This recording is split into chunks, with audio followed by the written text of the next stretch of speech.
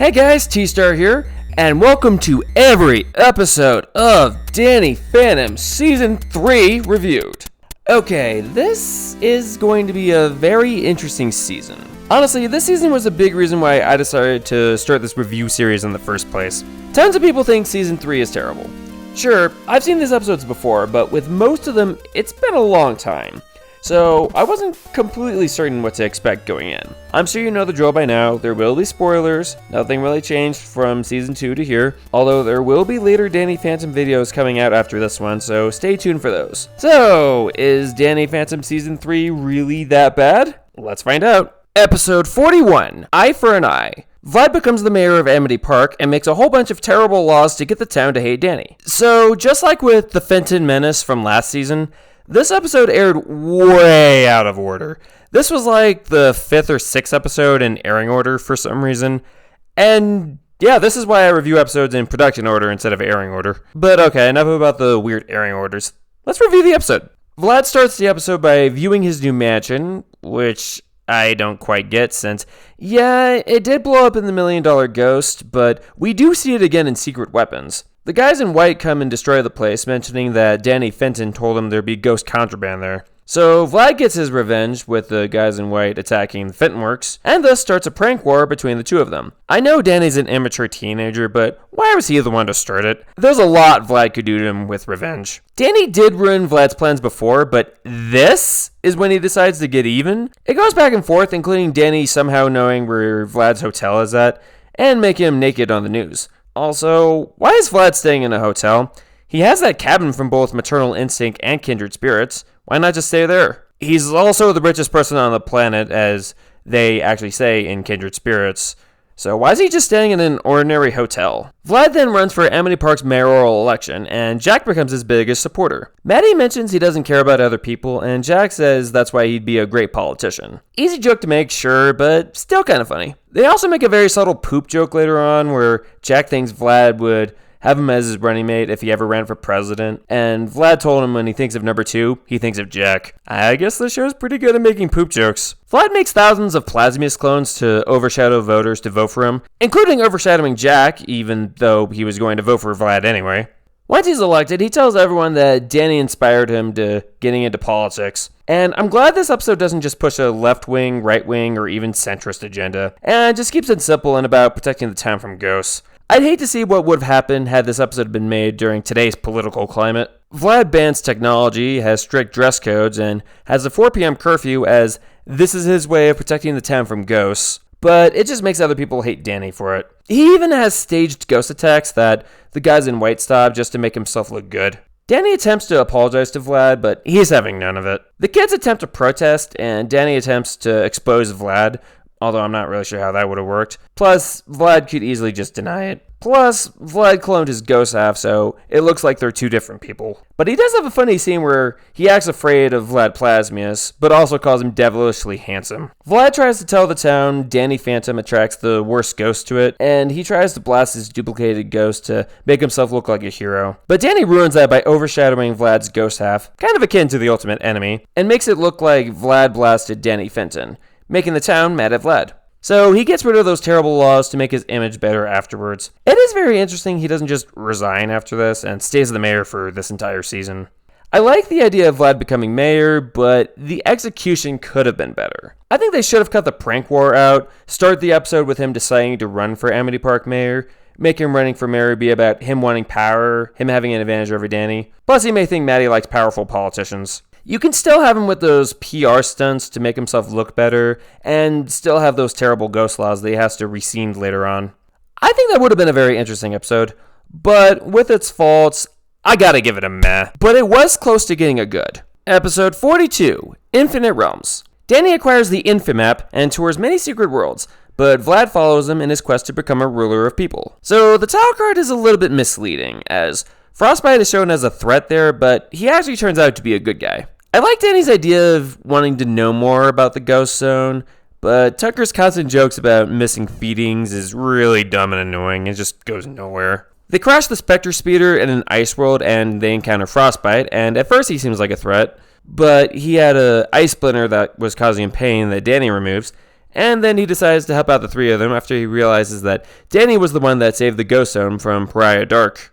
He tells them about the Infomap, which can take you anywhere, along with explaining that the human world has many different natural entrances, and not just the portals the Fentons and Vlad have. Danny unintentionally sends them back home with it before Frostbite can do it himself. Sam wants to give it back to him, but Danny wants to check it out a bit first. Now, I like this episode idea a lot, showing the consequences of not giving back a powerful item, and it could end up being in the wrong hands. But I'm not crazy about the execution of it. This is apparently a Vlad episode. Before I mention why I don't like him being in this episode, I do like how he now has a lonely guy cat, even though he said in Maternal Instinct he wouldn't get one. He even names it Maddie.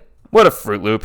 Anyway, he says he's bored and feels like he's destined to rule greater things than just Amity Park, and spies on Danny as he's about to use the map, then give it back. So this episode is basically Vlad following Danny through time, stealing the Infomap so he can rule over a group of people, and Danny following him to get the map back. Just like Masters of All Time, he's pretty flanderized in this episode. He decides never mind about everything he worked hard to obtain, and now just wants to rule over other people. I would have liked this episode a lot better if Danny and them just misused the map and recklessly messed up time, and they needed to set things right, to a degree. Vlad shouldn't have been in this episode at all. They start in 1600 Salem, Massachusetts, where we see Jack's ancestor, John Fenton Nightingale, who's a pretty big witch hunter, and that's pretty funny. Vlad steals the map from Danny, Tucker, and Sam, and goes to different time periods attempting to rule over the people living in them, but Danny keeps constantly stopping him. The action in this episode, at least, is pretty good. The map eventually takes Vlad to where Frostbite is, and they easily take the map back from him and freeze him. So here's my version of this episode. First of all, Vlad's not in it. Danny wants to use the map irresponsibly and view different time periods, but he does a lot more harm than he thinks he would. Plus, the map's too powerful for his comprehension. Frostbite is able to find them and tell him this is why only he should control the Infomap, as he knows its strengths and weaknesses. But the episode at its core isn't bad, and there are good things in here, so I think meh is a proper rating for it. Episode 43, Girls' Night Out. Kitty, Ember, and Spectra team up to get rid of all the men in Amity Park, while Danny and Jack are on a fishing trip. Fun fact, this is the only episode in the entire show where Danny's not involved in the main plot. That's an interesting idea for an episode. The episode starts off with Danny fighting Johnny 13 and his shadow. Kind of a shame we didn't get to see them much in Season 2. And he says he was blowing off some steam after a fight with Kitty. Skulker is also hunting off Danny to blow off some steam as he's apparently dating Ember now, but she called him a lousy hunter. Kitty apparently has the ability to make men disappear with a blowing kiss, so herself, Ember, and Spectra, now knowing this, go to Amity Park. Jack and Danny go on a fishing trip, and Jack gives Maddie another picture of him looking sexy to look at if she misses him while they're gone. Very akin to Identity Crisis, and I am so glad they brought that joke back. If only Technus was here to draw glasses and a mustache on it. What makes this joke even funnier is that Maddie pretends to like it, but you could tell she doesn't actually enjoy it. Skulker sees this entire discussion and decides to go with Danny and Jack. Jazz decides to try her luck again with ghost hunting to replace Danny. Very akin to secret weapons. She's also very annoying about it, just like in that episode. But at least this episode somewhat goes in a different direction than that one. Johnny makes Kitty mad again once they're in the park. Ember and Spectra are also with her, and Spectra somehow has her look from My Brother's Keeper back, even though Jazz peeled that off of her. Dash and Quan also somehow remember Ember, even though Tucker's singing broke them of that curse. They get tired of all the men, and Kitty uses her power from earlier, combined with Ember's ability to expand that power. So every man in Amity Park is now gone. And Ember is also able to control every woman in Amity Park, except for Sam, Jazz, and Maddie. The first two were wearing Spectre deflectors, and Maddie was in the basement all day, and the walls protected her. Sam constantly criticizes Jazz in this episode, as she thinks that her ideas aren't even worth listening to, until Maddie changes her mind later. Sam suggests they all try and take down a ghost. Maddie goes after Spectra, Sam gets Kitty, and Jazz gets Ember. I don't really get the things Spectra and Kitty are doing though. Spectra's hosting a cooking show, and Kitty's running a boot camp. Ember's hosting a concert, which makes sense for her character. The song she sings here is okay, but it's no remember. But I'm not really sure why Jazz was a part of the show. She easily could have just attended the concert and shoved Ember into the thermos while being in the crowd. None of their attempts go well. Jazz then thinks of a really good idea to get all the men back, and it works out really well, along with defeating the three of them. Maddie's a little less helpful here than previous episodes, like in Public Enemies, or probably the millionth time I've mentioned this since the Season 1 video. Maternal Instinct. But her invention to reverse the kiss and get the men back does help out quite a bit. It's also cool to see Sam and Jazz getting along well after this. And now for the subplot, and it's kind of weird that Danny's in the subplot of the episode, but Okay. Jack also did the fishing trip to try and spend more quality time with Danny and even tries to chit-chat, but he's not very good at talking about things that have nothing to do with ghosts. Skulker attacks the boat he and Jack are on, and before going into commercial break, Jack is wide awake. Then we come back from commercial break, and he's sleeping. Not really sure about that. Danny then has a funny moment where he's surprised about Skulker having a girlfriend. He also recommends Skulker get a lonely guy cat, so now Vlad's not the only guy he gave that advice to. Skulker then attacks again later on with a ghost sea monster, and even without ghost hunting equipment, Jack is able to save Danny from the monster. Danny doesn't even go ghost against it. He is also able to use his fishing rod to pull off Skulker's head, and it reveals the small ghost operating the suit, and he gets shoved into the thermos Danny has. This is another episode that I like the idea, but the execution could have been better. I'd say the main plot's a meh, the subplot is good, but overall, I'd say consider this on the upper side of meh. Episode 44, Torrent of Terror. Vlad releases the weather ghost Vortex to make him look like he can control the weather, but that backfires on him. So this is the first time since the Ultimate Enemy where we see the observance. They have a ghost named Vortex on trial for endangering many lives with his ability to change the weather, but Vlad was able to get in there and release him. This episode reminds me a lot of Rainstorm, where Vlad released the Ghost King to get the Crown of Fire, but that backfired on him. And I'll just say right now, I'm not bothered that much by Vortex's voice or mannerisms, but I won't argue with you if you are bugged by that. Vlad uses a barometer to control Vortex to suddenly change the weather so he can make himself look good to the public. He even has a different cat now than he did a few episodes ago for some reason. The device breaks after it's raining a lot, and Vlad tries to stop Vortex on his own, but he fails and has to desperately ask Danny for his help. He then takes Danny to Vortex and then abandons him to fight Vortex on his own, and we get a pretty entertaining fight between the two. Danny is even able to duplicate himself without the Ectosuit's help.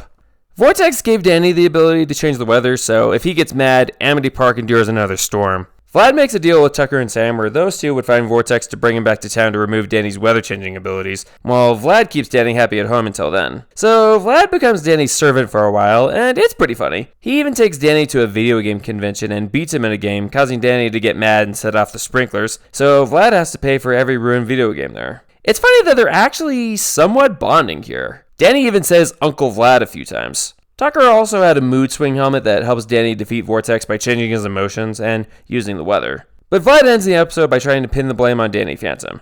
Then Tucker has that funny quote over there. But yeah, we finally have a good episode this season.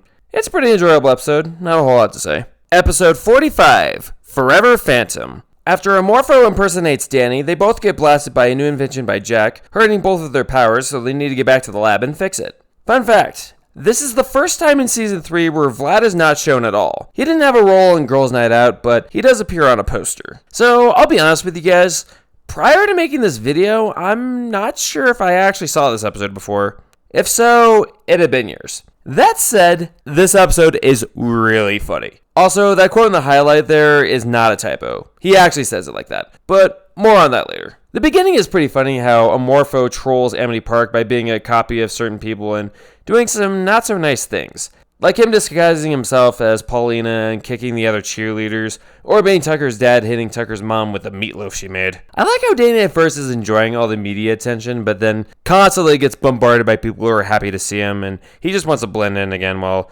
there's also a ghost who wants all the attention. I think it's a nice theme for the episode. Marvo turns into Danny Fenton to troll him, and Danny notices this, so he attacks him in the house, but Jack and Maddie notice this, and they think Danny Phantom is attacking the house. They battle in the basement where they both get hit by Jack's new invention that makes it so Danny can't change back, and hurts his powers, along with it hurting Amorpho's powers. Jack and Maddie go looking for Danny Fenton, and Maddie announces it in the most embarrassing way possible, where they shower him with hugs and kisses. Amorpho decides to change into Mr. Lancer for a while to figure out what's going on with his powers, as he wants to be someone that nobody wants to be around. He decides on Mr. Lancer when he's reading out of a book on how to be chill with that hilarious quote down there. And I love that callback to parental bonding.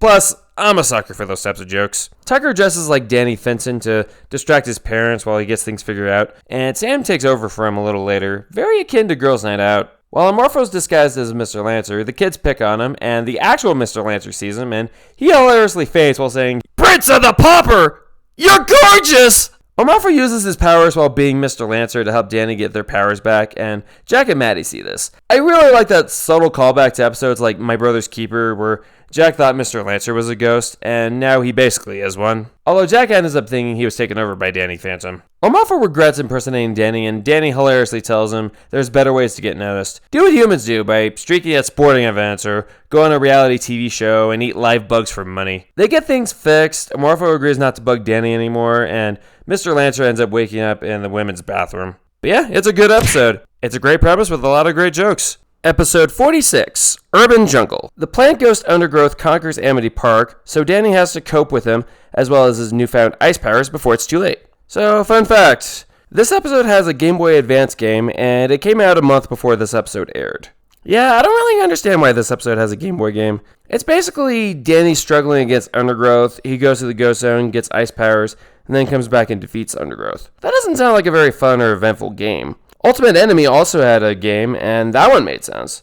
I think something like Rainstorm would have been a way better game idea. But enough about video games, let's talk about the episode itself. Mark Hamill guest stars in this episode, but he just sounds like the Joker here. He sounds like the Joker pushing an environmental message. Save the trees, Batman! I know, I don't have a good Mark Hamill impression, but oh well. It's not like Will Arnett from The Fright Before Christmas, where I can't tell that's him. I normally like Mark Hamill, but this isn't one of his better performances. Undergrowth attacks Amity Park after they destroy nature to build more infrastructure. I do think the beginning of the episode is a little preachy with the whole save the environment thing and Vlad's message about not caring for nature, but fortunately, that's not what this episode is going for. Sam gets where Undergrowth is coming from, but she thinks he's overdoing it. He then turns Amity Park into an urban jungle where there's plants everywhere. He then mind controls almost everyone immediately, except Danny and Tucker for some reason. Yeah, you have that power, but you don't use it on people who could actually be a threat to stop you. Sure, they get Tucker eventually, but he leaves Danny alone for whatever reason. Undergrowth mind controls Sam, and she tries to do it to Danny afterwards, but he was knocked out for a bit. Why didn't you just do it then? Grey Delisle always voices Sam well, but when Sam's mind controlled, she voices her really well here. This might be one of her best performances in the entire show.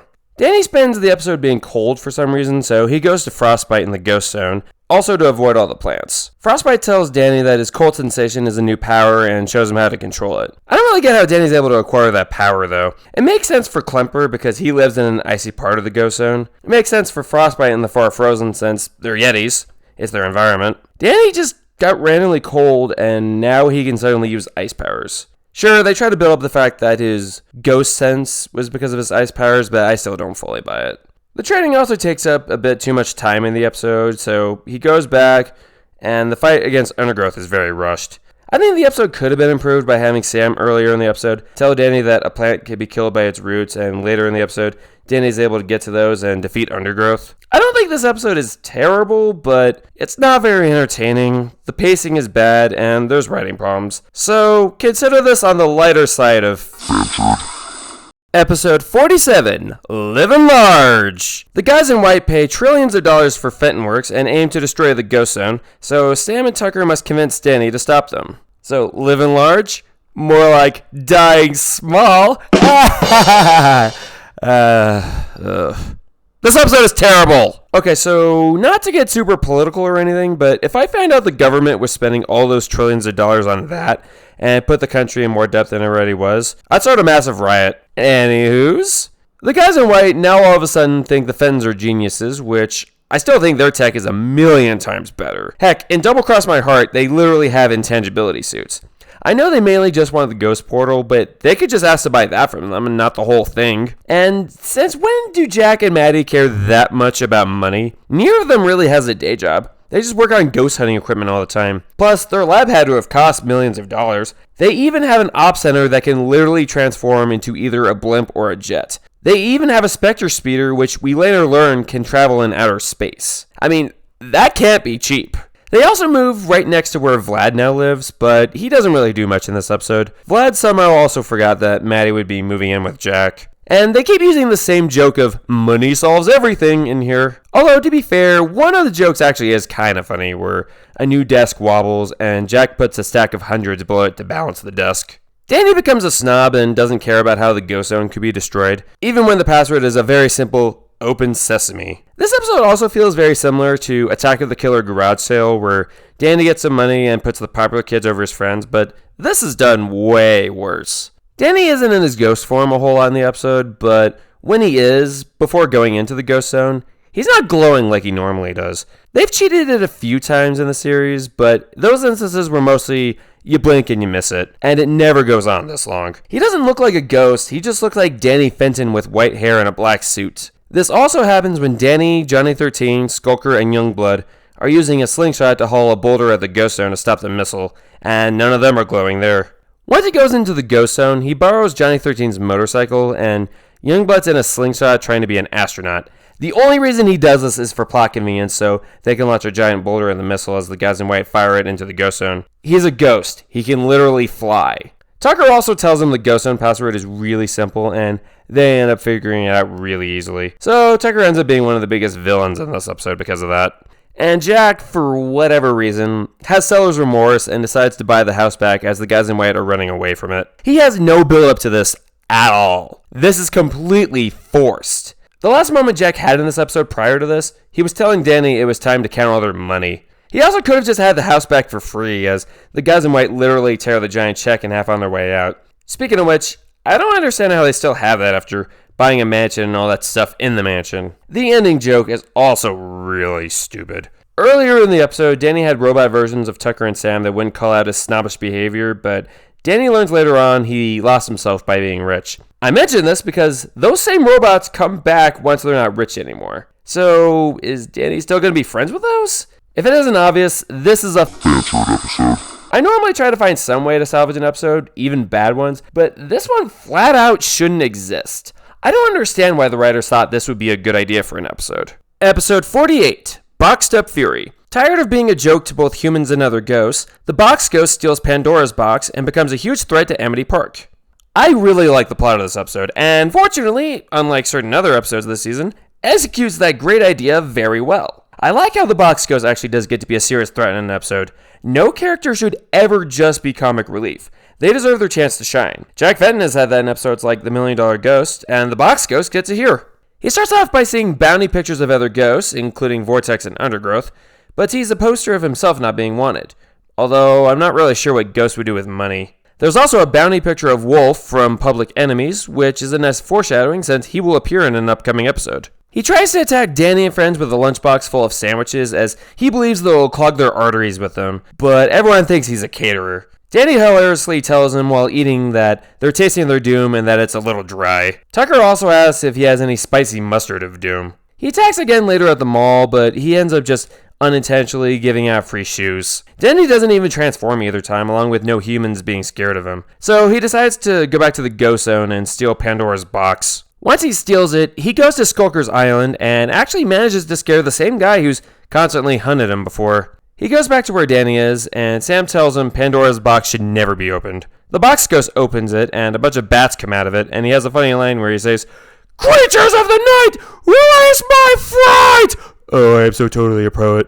He keeps releasing creatures out of it, and we get a many-headed snake dragon thing. I honestly don't know exactly what it is, but it looks menacing and is very creative. Danny goes to the ghost zone to find Pandora, and even helps Skulker against some evil unicorns the box ghost released on him. Weirdly enough, making this the second episode in a row where Danny helps Skulker in some way. We also even see one of Walker's police ghosts asking someone where the box ghost went, which is also really nice foreshadowing. Danny takes Pandora to him and says he's not used to actually being a threat. He stutters a lot in his sentences when he's trying to sound menacing, which that's a really nice subtle touch. They defeat the box ghost, and Sam, who is pretty well read on that mythology, is surprised when she hears that it was created to contain tons of evil and make both worlds safer. We also get a funny moment where Pandora says under all that rage she's very kind and collected, but then instantly mood swings and blasts the box ghost angrily.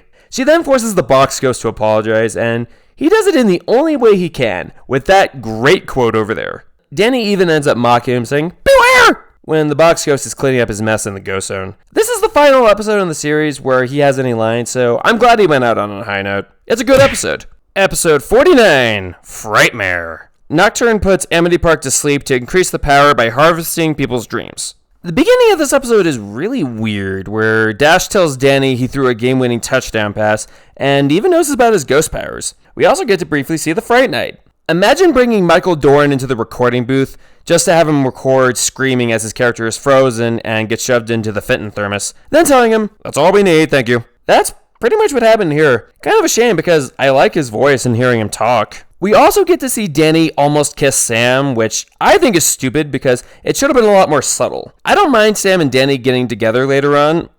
It's a bit of a spoiler later on. But now it became really predictable. Sure, they definitely hinted at it before, but now we know for sure it's going to happen. I would have just cut that part out. Maybe just have Danny be really popular at school where nobody's picking on him. Anyway, that turns out to be a dream, as he then wakes up in the ghost zone and says it's a nightmare. But it seemed pretty pleasant to me. Danny wakes up to find the whole town asleep, and that a new ghost is putting them to sleep. He thinks Vlad's behind this, but finds him to be asleep. He even has a Maddie doll that he sleeps with, and he wonders why people call him a Fruit Loop. Danny temporarily defeats Nocturne and decides to wake up Jazz and his friends, so he goes into each dream to make it horrible. We do only get to see Tucker and Sam's dreams, and Danny does have a funny way to wake them both up. In Tucker's dream, he's rich, and he has 2 women at his mansion hanging with him. Danny learns he's the janitor in that dream, so he interrupts Tucker, kissing one of them, and asks, "Seriously, I'm your janitor?" Tucker wakes up, and Danny tells him they need to wake Sam up, and he doesn't do windows. He then goes into Sam's dream, and she was dreaming something very similar to Danny from earlier, even Dash hanging out with him for some reason. But then he decides to overshadow him in her dream, and he hilariously turns into Dash Phantom. That would be really scary, so I don't blame Sam for waking up from that. Not sure why Dash would be hanging with him in either dream, especially Sam's, but it led to a funny moment, so I'll let it slide. Jazz mentions her dream where she was a Yale professor and married to Dash, and Danny mentions Dash has been really handy today. He's the poster boy for nightmares, as he puts it. They overshadow Nocturne's dream as he's sleeping to regain his power he lost earlier to wake him up so he gets less powerful from it. Tucker and Jazz also fight Nocturne's army of sleepwalkers, while Tucker also jams a huge antenna, transferring people's dreams there. I do like everyone's roles in this episode, and the action's pretty enjoyable too. The beginning's pretty dumb, along with Sam's dream being similar to it, but everything else is pretty fun. So I have to say, it's a good episode. Episode 50, Claw of the Wild. Walker and his goons abduct Danny's classmates during a summer camp trip in an attempt to capture Danny and Wolf. The episode starts with the gang, along with other students, going to summer camp for 2 months. Not really sure why it'd be that long, or why they're even going to summer camp in the first place, but whatever. I like the idea of a scary movie feel to it, but I feel like a rewrite or two would have made this episode a whole lot better and made it really good. I remember back when I was in elementary school, I went on a week-long trip with other students to an outdoor campsite, kind of like what happens in this episode. I think something like that would have been way better for this, and I think it would have made a lot more sense. A monster at the same lake Jack and Danny went to in Girls' Night Out took one of the students, and something else ends up taking a few more students as well. While Danny and Sam fight a Yeti ghost that's there, Walker's police ghosts abduct more campers, and Wolf from Public Enemies is at the campsite for some reason, which is especially weird since earlier in the episode, one of Walker's police ghosts says he couldn't find the suspect, Wolf, but couldn't believe who was there, Danny.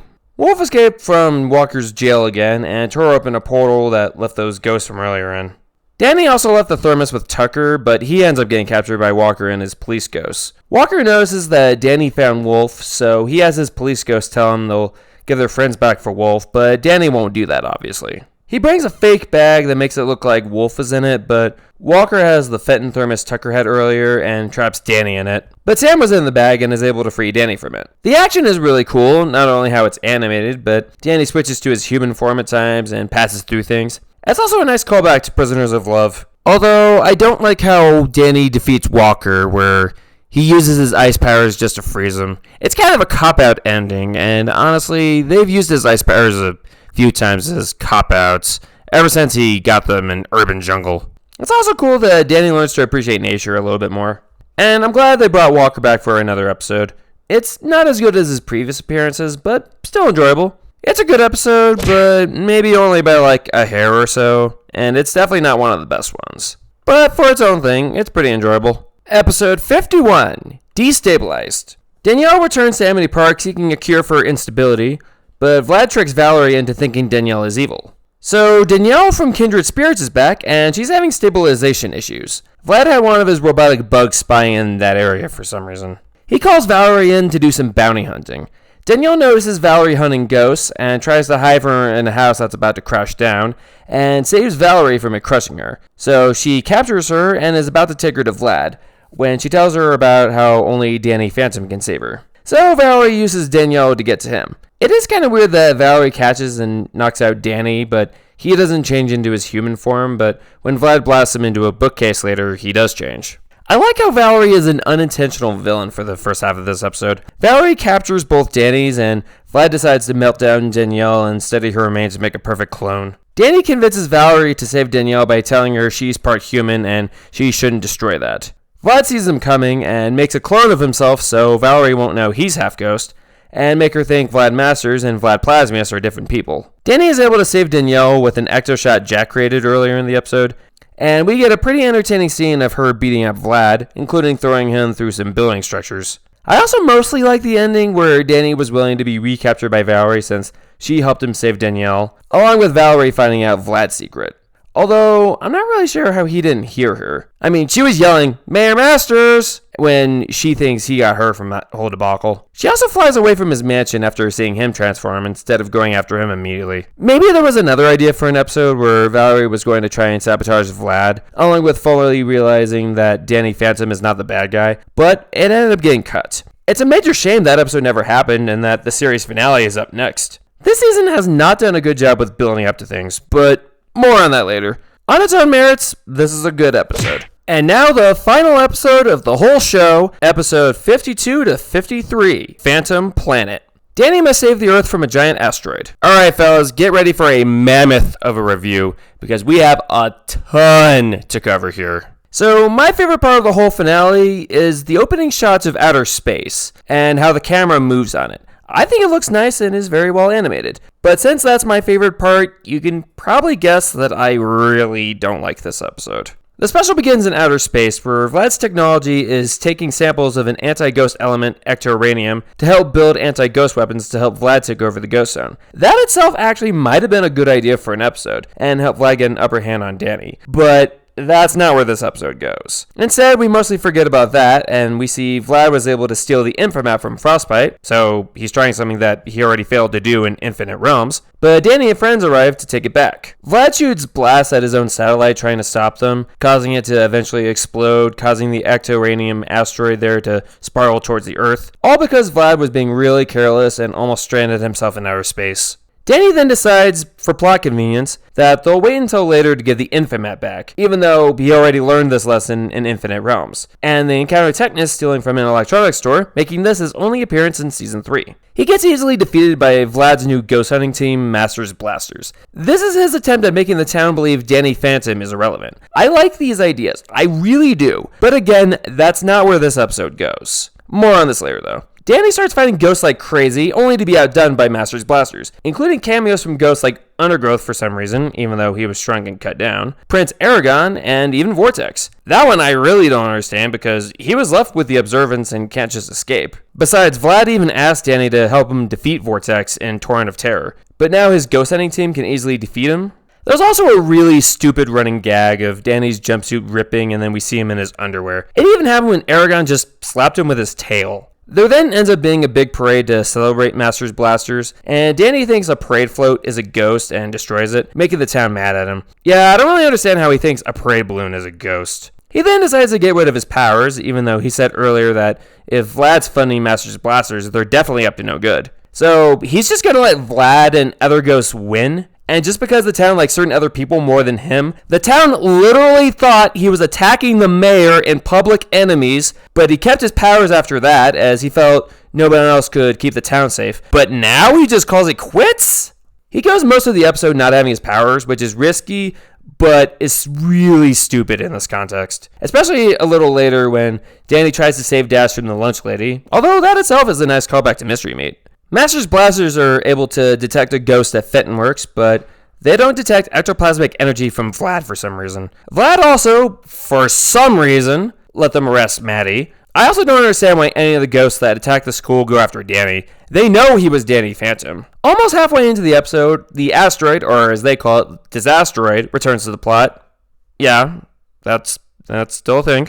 As it's going to destroy the Earth if immediate action is not taken. Vlad joins the Fentons in a privately funded mission to destroy it, but he intentionally gives the wrong coordinates to Jack and Masters Blasters. There's apparently a second disasteroid that only Vlad knew about, so his plan to save the Earth could come into fruition. Plus, how do they not see it beforehand? They're in outer space. It's not like it could just hide or something. It's like that scene in Godzilla 1998 where Godzilla somehow escapes the military. And the whole scene of Vlad revealing his ghost half is really stupid. He reveals his ghost half to the entire world and tells them he'll use his powers to turn the disasteroid intangible in return for $500 billion and total world supremacy, even though he's already, by far, the richest person on the planet. Jack and Maddie also have really weird reactions to seeing Vlad transform, as Jack just says he didn't see that coming at first. Then Vlad talks a bit, and then they both seem really surprised, and Maddie even says, "Vlad's a ghost?"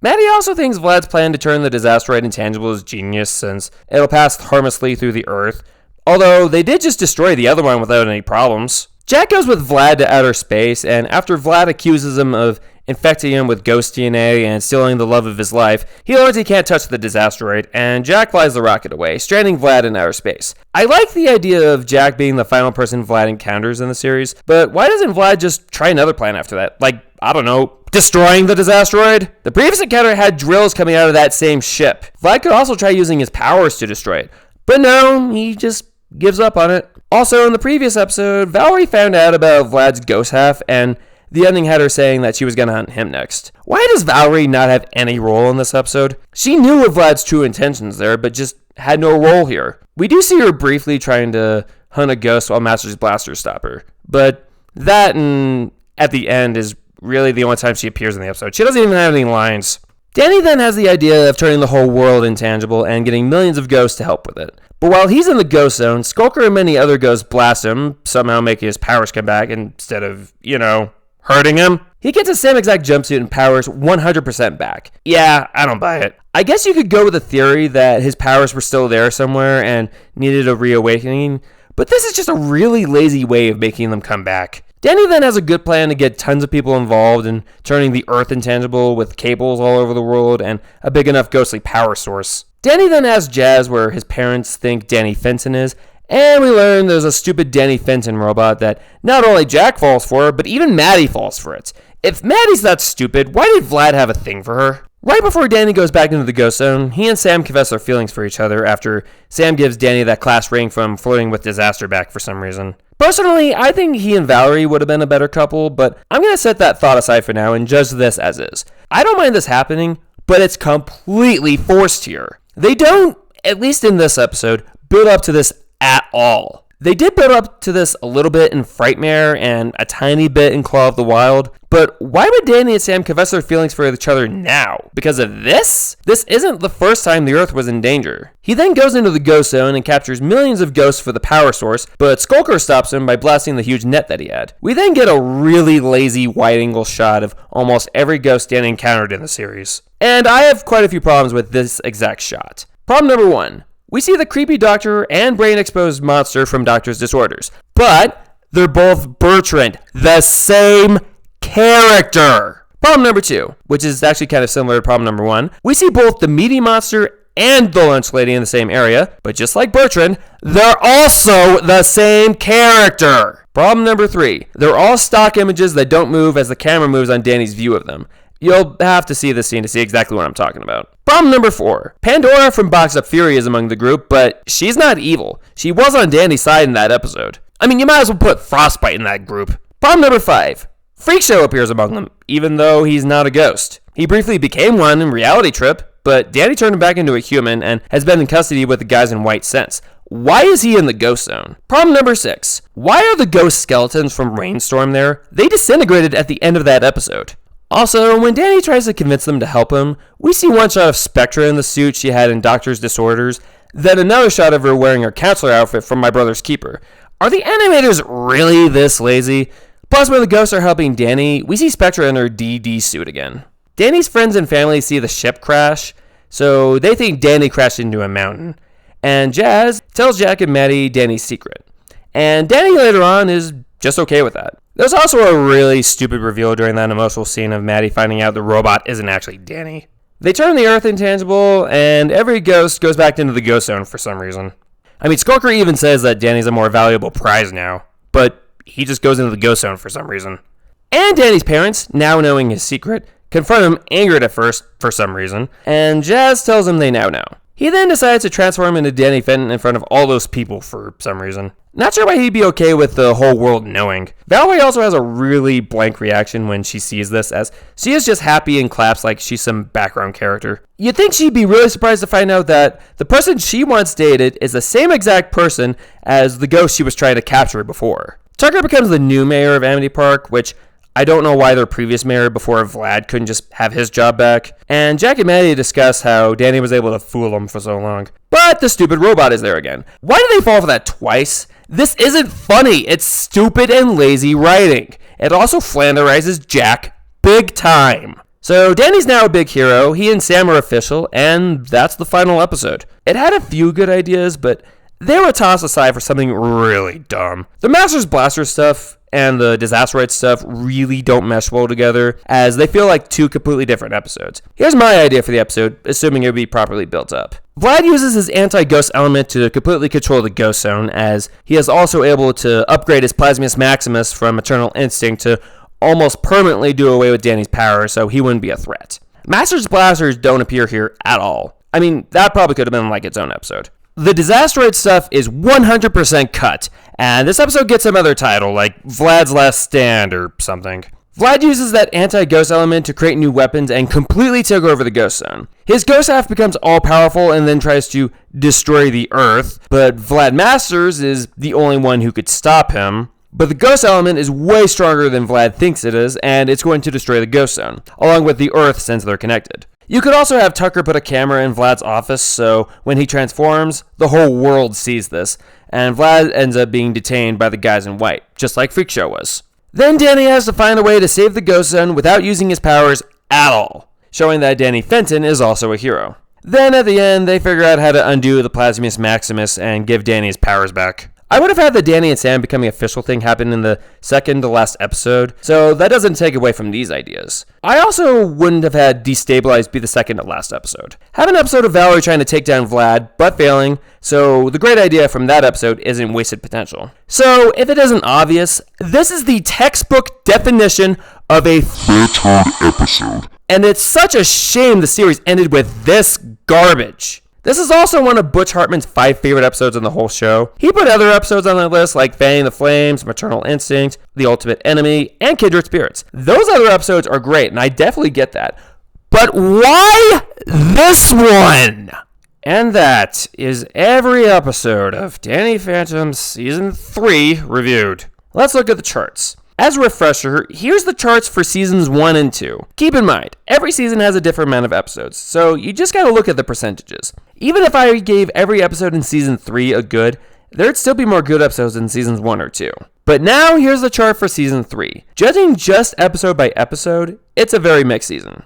There are some enjoyable episodes here, but it's nowhere near as consistent as the previous 2 seasons. And before I give this season a rating, I want to go over my notes so you can fully understand my reasoning. My first note, this season feels very rushed. A large portion of that is because of how bad Phantom Planet turned out, but other storylines from before are never answered. I'll explain more about this in a minute, though. Vlad appears a lot, even in episodes where he doesn't have any role in the episode. There's only 3 episodes where he doesn't appear in at all. There's too many episodic episodes that do their own thing, and don't build up to the ending. Sure, some of them like Bucks Up Fury I liked, but that's just its own thing. And now I'm going to give 2 small ratings to this season, then decide on the overall rating. First of all, I will judge based on the episode stats. If I were to judge this season based solely on the episodes in it and their own entertainment value, I'd give this season a meh. The stats show a very mixed season. Most of the good episodes really aren't actually that good, and definitely wouldn't make my top 5 had they been in seasons 1 or 2. You also had 3 meh episodes, and one of the Phantards, Urban Jungle, isn't actually that bad of an episode. And of course, 3 Phantards. So I think in this regard, meh is the perfect rating.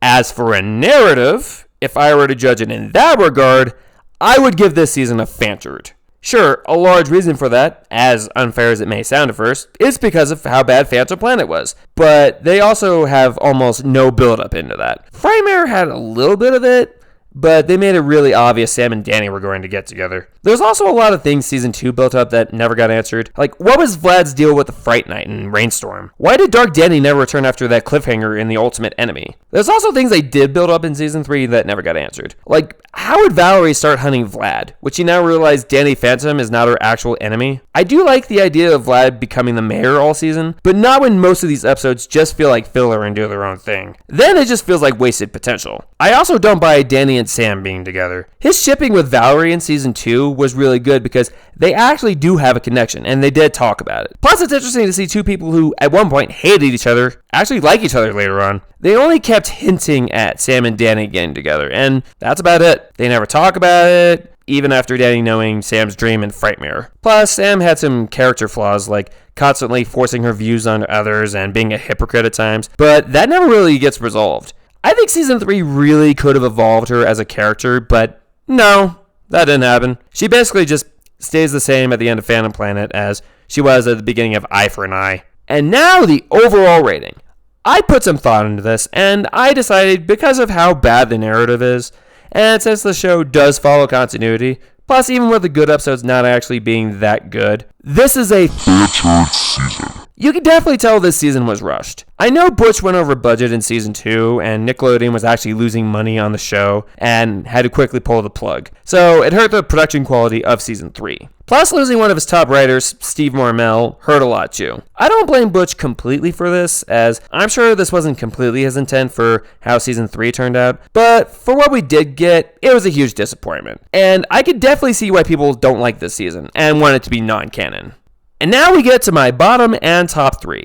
I decided to only do 3 of each since there were only 6 good episodes this season, and like I said before, most of them aren't actually that good. We'll do bottom 3 first and get it out of the way.